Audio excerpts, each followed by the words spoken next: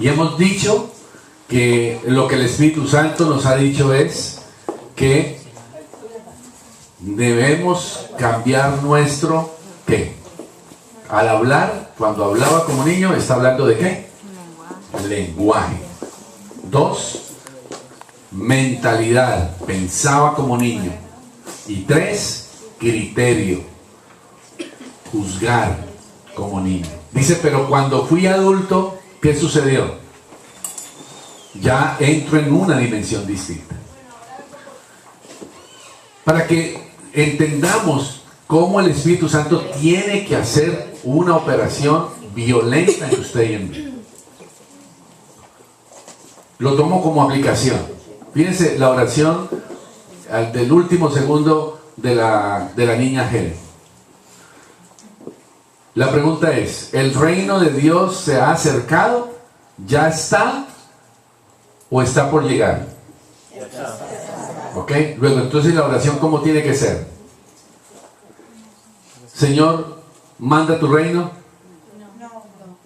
Señor, que tu reino se manifieste. ¿Será que no o será que sí? Que el reino se manifieste. ¿Cómo se manifestará el reino de Dios? Según lo que estamos viendo.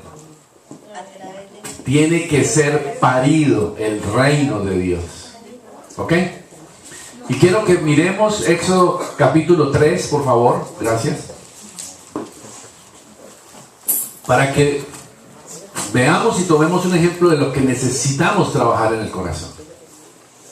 Yo quiero en el nombre de Jesús pedirle al Espíritu Santo que usted hoy no se vaya simplemente con una emoción y con un cuentico del famoso parto, sino que usted se vaya convencido que quiere entrar en trabajos de parto con el Espíritu Santo, para que el reino de Dios esté actuando para usted. Porque una cosa es, hoy hemos aprendido, que usted puede estar en el reino, pero no estar, ¿qué? Operando en el reino. Usted puede y tiene a Jesucristo y al Espíritu Santo en usted, pero la unción no se manifiesta. Por eso necesitamos esta experiencia y hemos entendido que la llave es la adoración. Le voy a demostrar en la Biblia para que usted lo vea y lo entienda. Éxodo capítulo 3. Ustedes conocen la historia. Moisés dice allí que estaba haciendo ¿qué? Estaba apacentando las ovejas de su suegro allí en Madián. Y sabemos la historia de qué había pasado con él. Durante 40 años Moisés había sido formado como el hijo del faraón o el nieto del faraón. Y este hombre había recibido todo lo que el mundo de ese momento, Egipto era la potencia mundial. Moisés recibió la mejor educación a todo nivel. Fue implementado, educado. Moisés no era cualquier tipo. Y este hombre, cuando tuvo que tomar sus primeras decisiones, cuando vio a un egipcio con un judío en una circunstancia, en un problema, ¿qué hizo? Lo asesinó. Y lo asesinó a sangre fría, premeditada. Hemos dicho varias veces que si Moisés hubiera cometido ese asesinato aquí en los Estados Unidos, tendría ¿qué? Pena de muerte. Luego, lo importante aquí es entender que Moisés demostró que todo lo que había mamado y había aprendido allá en Egipto no servía para nada. Entonces Dios usa el método que sucede, que las circunstancias, y él sale huyendo. ¿Para dónde? ¿Qué dice ahí en el versículo 1 del capítulo 3? Que él se fue al desierto, se fue a un lugar llamado Madián, y allí Dios comenzó a enseñarle el nuevo lenguaje, la nueva mentalidad y el nuevo criterio. Le dio un suegro, le dio una esposa.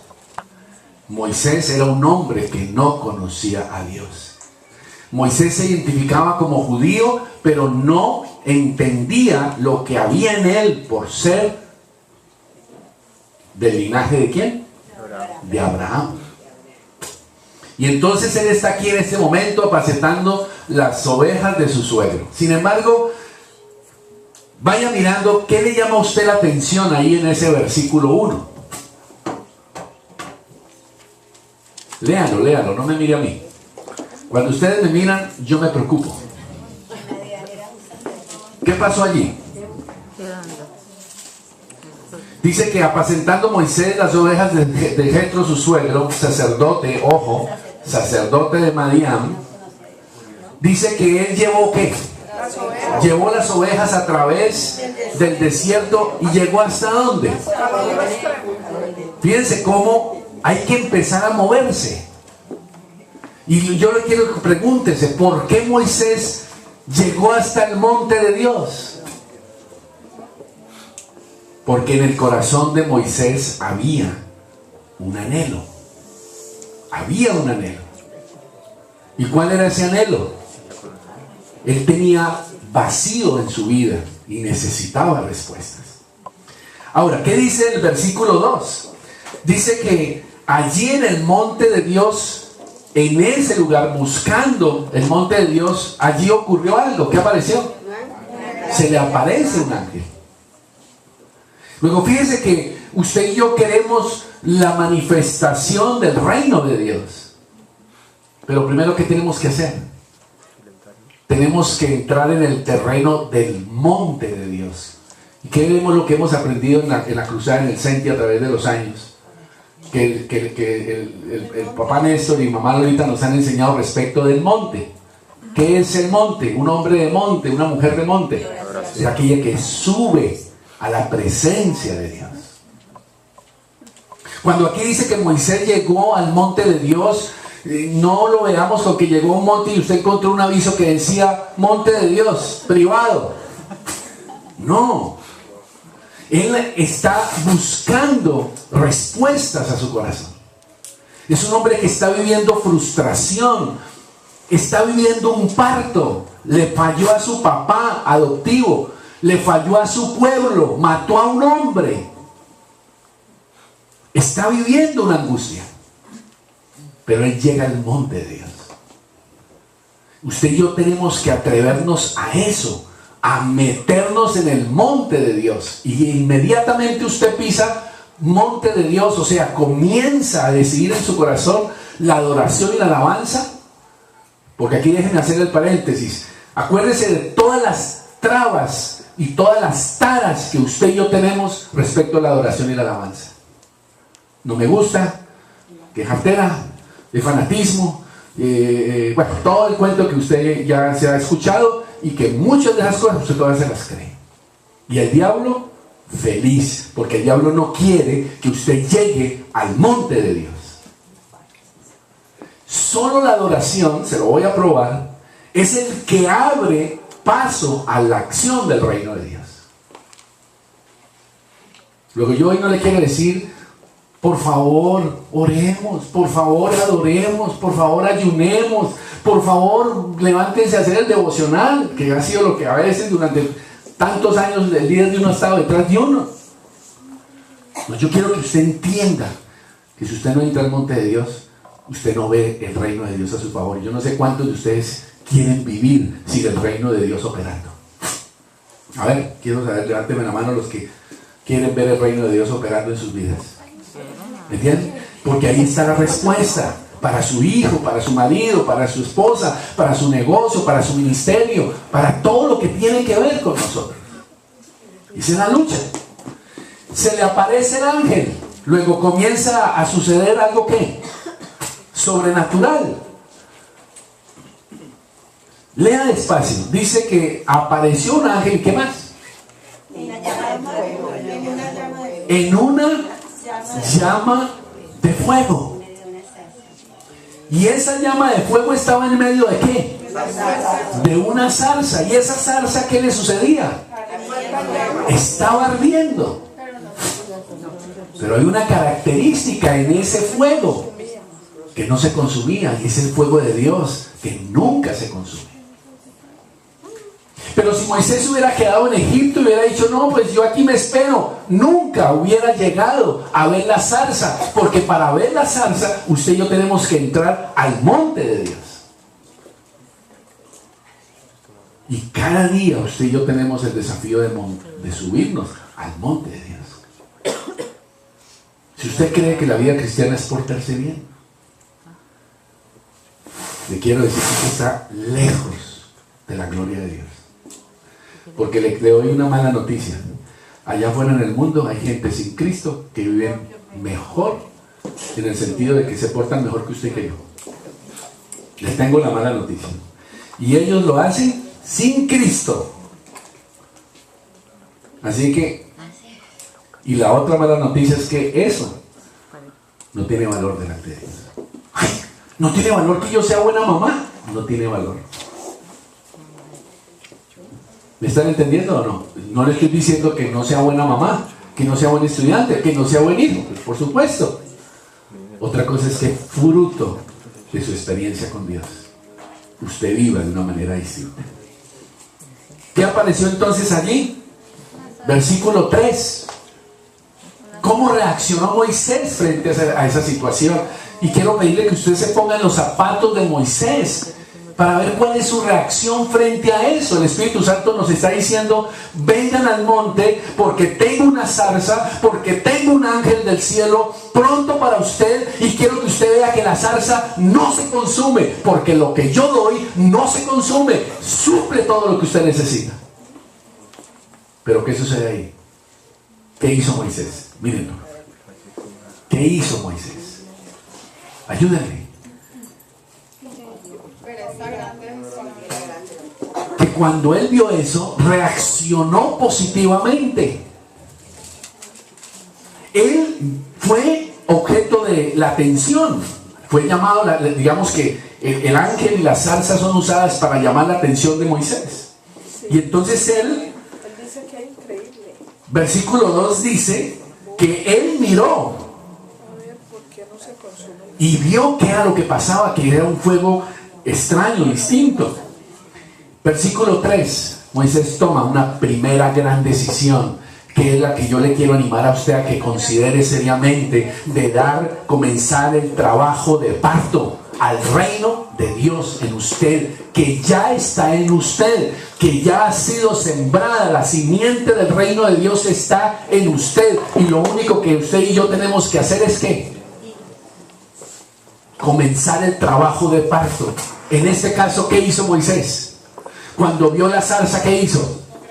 Él comenzó a moverse, fue hacia la zarza. Léalo. ¿Qué dice? Iré yo, ¿cuándo? No es para mañana, no es para dos semanas, no es para 6 meses, es ya. Iré ahora. ¿Y qué? Y yo mismo voy a ver la grande visión.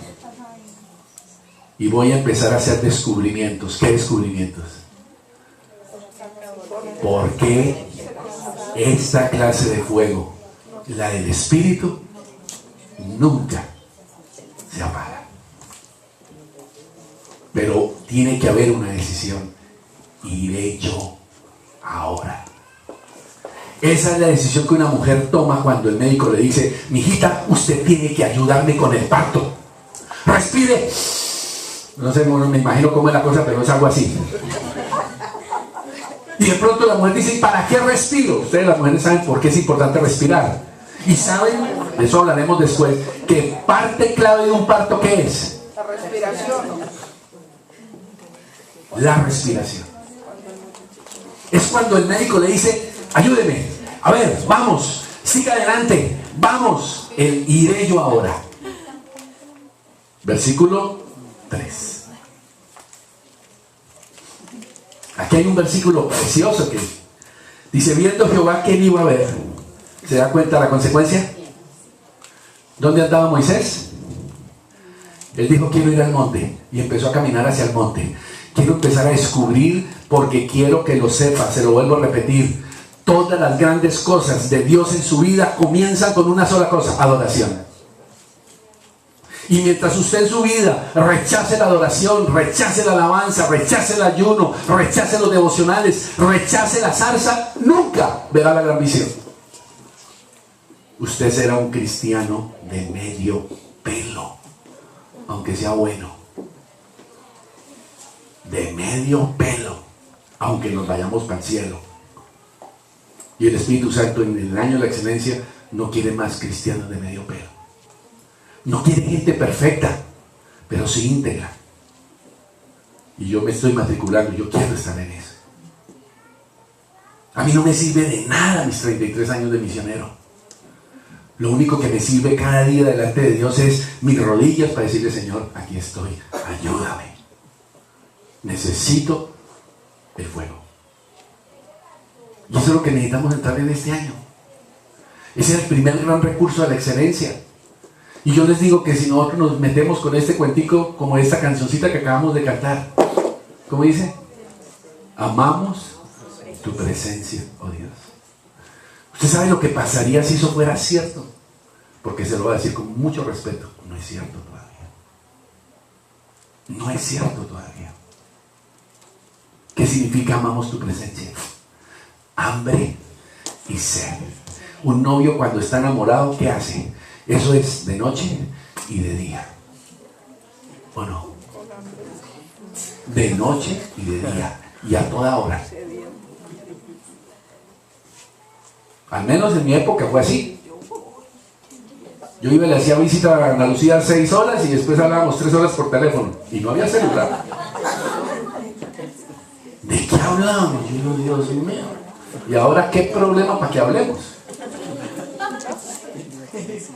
Cuando Viviana se porta mal, ahí sí hablamos con mi mujer. Mentira, pero sí. Versículo 4. Dice que Dios, ¿qué hizo? ¿Qué verbo es clave ahí? No, antes del llamamiento. Lo vio. Se da cuenta, Dios está con sus ojos en usted y en mí, pero está mirando esa actitud. Pero ¿qué te enseñó de religión? Ay, Dios me está mirando, pero ¿qué es lo que está mirando? El pecado. Está mirando el pecado porque me va a castigar. Cuando Dios no anda mirando su pecado, Dios anda mirando es que tu actitud de búsqueda, de querer encontrar, de darle ahora parir ese reino que está en ti y que hasta ahora no ha salido a dar vida. Fruto de eso, entonces, Dios, ¿qué hace? Síganme, no se me pierdan con las niñas. Lo llamó. Y fíjense que usted y yo estamos muchas veces frustrados por el llamamiento, frustrados porque no vemos cosas sobrenaturales en nuestra vida. Pero ahí donde está, que cuando Dios vea en usted y en mí la genuina decisión de dar parto, de darle parto al reino de Dios que está en usted, pero que necesita nacer para que se manifieste. Entonces usted y yo vamos a ser llamados. Lo llamó Dios del medio de la zarza y le dijo, ¿qué le dijo? ¿Dónde estaba Dios? En medio de la zarza. ¿Usted quiere estar en la fuente? Tiene que estar ¿dónde? Si usted dice que quiere estar amando la presencia de Dios y tener comunión con Dios, ¿dónde tiene que estar? En la salsa, no en la salsa caleña, ¿no? Que sí, vamos aquí la salsita, no, la salsa. Que otra vez que la salsita pega, ¿ves? Lo llamó y lo llamó en medio de la salsa, de la salsa. ¿Y qué le dijo? ¿Qué le llama la atención ahí de ese llamamiento? Además del nombre, ¿qué le llama la atención? ¿Por qué 2 veces? A ver, Moisés era bruto, sordo. ¿Por qué 2 veces? A ver, no, hágalo cuando usted llama a su hijo 2 veces. Viviana, ¿está qué? Está emocionado. Moisés, papá Dios estaba feliz. Como cuando usted está viendo una película, venga, Viviana, Anaru, venga, y corra porque si no se pierde la esta. ¿Se acuerdan del jueguito de este Andrés López, el de las bolitas de letras? La de las pelotas de letras. Bueno, es que yo ya no digo pelotas, ahora digo bolitas. Y entonces el chino, cuando el papá empezó a ver el mouse, ¿qué empezó a decir? A llamar al hijo. ¿No fue así o fue al contrario? Venga, chino, venga, mira que está viendo cómo se mueve. ¿Era Brian? Bueno, listo. ¿Y qué le respondió Moisés? M aquí. ¿Qué significa ese M aquí? Ojo que ya estamos redondeados. ¿Qué significa M aquí? Ese es el M aquí que papá Dios está esperando cada mañana, y cada mañana el Señor anda esperando, diciendo un qué. Un Moisés, Valeria, Manuel, Elisa. Y Él está llamando desde la zarza. Y estando en la zarza, entonces usted tiene que definir en su corazón qué es lo que está haciendo. Ahora, vale la pena que usted encuentre lo que sucede después. Vamos al versículo 4 al 9. Él empieza a darle todas las instrucciones. Y entonces le dice en el 10: ven por tanto ahora y te enviaré a Faraón para que saques de Egipto a mi pueblo, los hijos de Israel. Y claro, póngase usted un momento en los zapatos de Moisés. Moisés viene de un proceso de frustración, de fracaso, y se acerca un poquito a la zarza, decide en su corazón buscar a Dios, y ahí mismo recibe el llamado, y Dios le dice: te voy a enviar a Faraón. Yo creo que el pobre Moisés está viendo, ¿qué es esto? Y eso es lo que usted y yo encontramos en el Senti.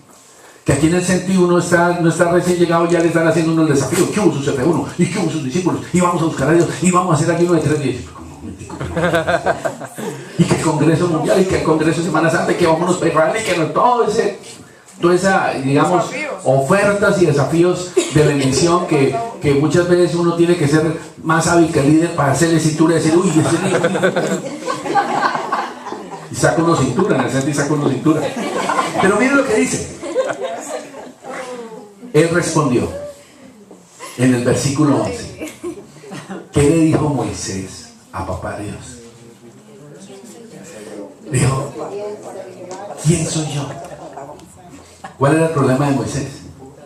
El problema suyo es el problema de Moisés y el mío.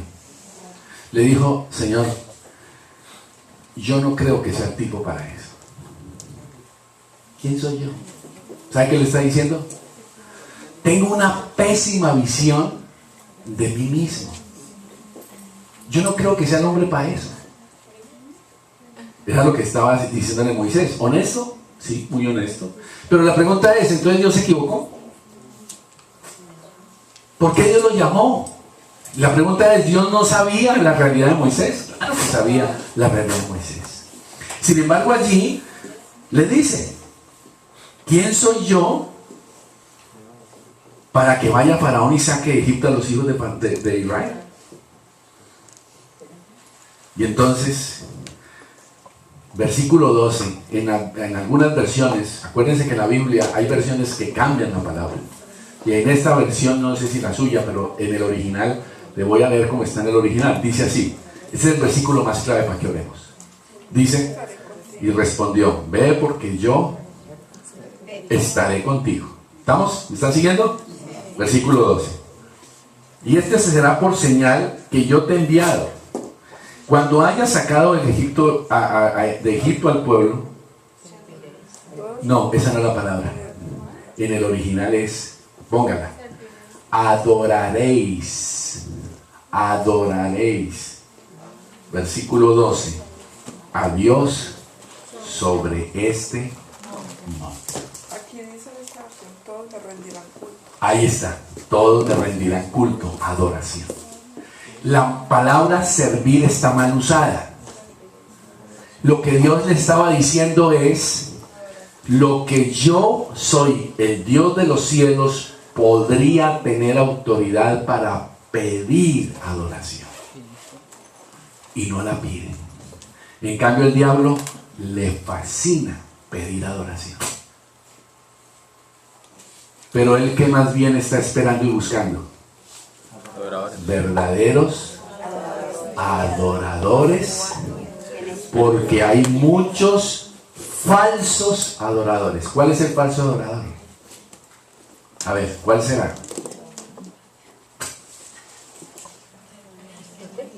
¿Cuál será el falso adorador? El que no está operando en el reino. Póngale cuidado. El que está haciendo la cosa en su propio esfuerzo no ha parido el reino. Ese es el verdadero adorador. ¿Cómo? En espíritu y en verdad. Solo imagine por un instante que el reino de Dios comience a operar en el espíritu y en verdad. ¿Qué va a pasar con su vida? ¿Qué va a pasar con su papá? ¿Qué va a pasar con su mamá? Con su esposa, con sus hijos, con su familia. Todas esas transformaciones que usted y yo estamos esperando. Por eso hasta aquí lo hemos visto. Moisés, con una sola decisión de querer estar en el monte de Dios, mire todo lo que se le reveló. Y Moisés entendió el objetivo. El único objetivo que Dios tenía con el pueblo de Israel era: los voy a sacar de Egipto con una sola razón: que vengan aquí y me adoren. Por eso estamos caminando a dar giro a la reunión de los sábados y a todo lo que tenemos que hacer este año. Ustedes imagínense por un instante el día que los sábados la predicación dure solo 30 minutos, fuego de Dios. En eso estoy trabajando porque es mi responsabilidad. Y el resto, hora y media, usted metido y yo metido en la presencia de Dios. ¿Qué cree que va a suceder? Piénselo. ¿Se acuerdan que hemos venido dando el girito? ¿Ha sido fácil? No ha sido fácil. Yo tengo como desafío, digo, Señor, dar mensajes en 40 minutos, 30 minutos. Ustedes me conocen. Eso es misión imposible. Pero ahí vamos. Ahí vamos. Y hacia allá vamos.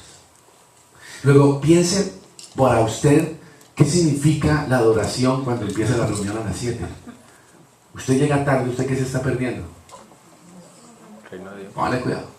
¿Qué se está perdiendo en las vigilias? ¿Qué se está perdiendo en los ayunos? Su adoración personal. Usted debe trabajar en eso. Y el día que tengamos 30 minutos, máximo 40 de palabra de Dios y el resto, unción, ejercicio. ¿Qué pasó hoy?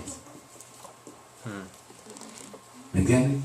Ahora, o seguimos 1 hora y media de charla, 20 de anuncios, y terminamos la oración y amén.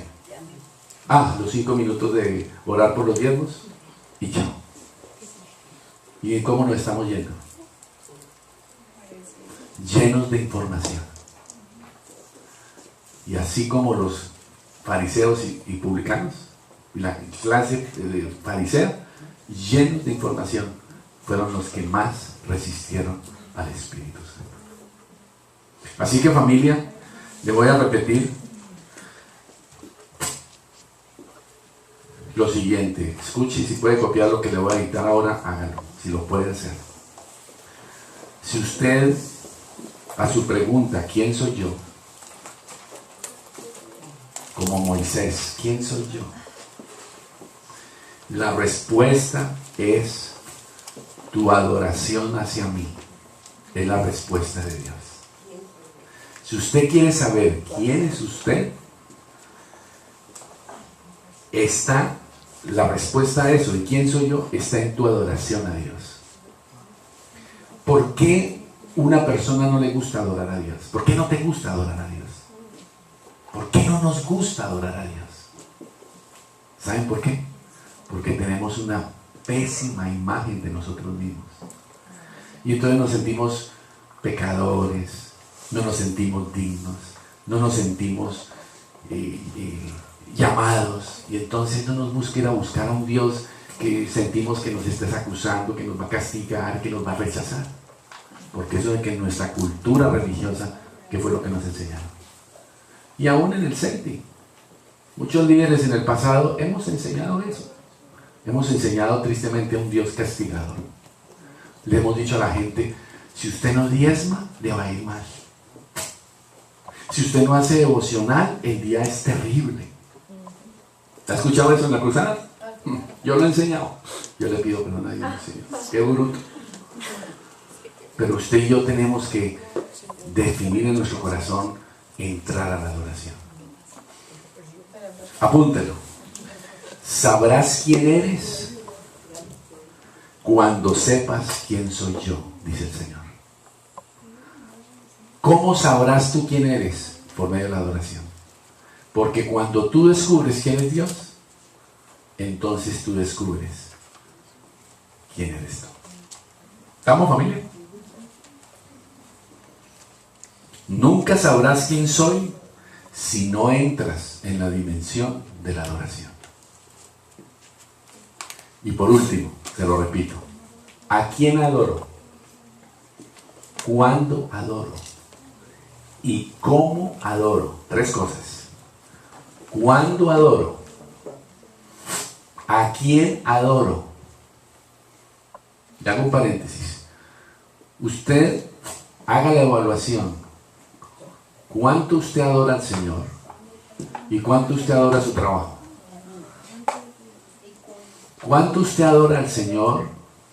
Estoy hablando de adoración, de tener tiempo con Dios, de pasar tiempo con Dios, ¿no? Acuérdense, no es el del novio a la novia. Ay, yo te adoro. No, ese no es.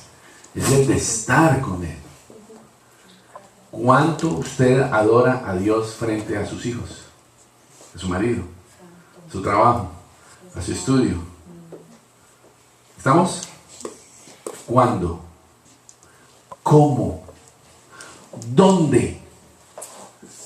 Usted adore, a quién adore, dónde lo adore, cómo adore y cuándo lo adore, va a definir en usted todo en su vida. Usted podrá pensar que soy muy fanático en eso. Amén. Ya, pues, si usted cree que yo soy fanático, pues amén. Pero yo sí lo quiero creer en mi corazón. Por eso, familia, vamos a terminar media horita más para que nos programemos. Yo pues tengo que salir a las 5 de la mañana para Sarasota, y pues bueno, hay que descansar un poquito, pero hoy quiero animarle a que nos metamos estos 30 minuticos en eso, en el tema de la adoración. Recuerde, si usted entra en trabajo de parto y le dice, Señor, estoy embarazado del reino, ya tengo la siguiente, quiero que nazca el reino, que el reino empiece a operar. Y usted empieza a trabajar con el Espíritu Santo, esa realidad, ese anhelo, va a empezar usted a sentir las contracciones del Espíritu. Y usted va a llegar finalmente a ese parto precioso, y al final usted va a tener el fruto de ese parto. Que como todas las mujeres saben que han tenido hijos, cualquier dolor, cualquier miedo, después de que nació el peladito, ¿qué pasó? ¿Usted se acuerda de los dolores que tuvo cuando ¿usted anda recordando los dolores? ¿Usted no recuerda los dolores? ¿Vamos? Así que vamos a ponernos de pie. Los que están dormidos tengan cuidado, por favor, no se van a caer.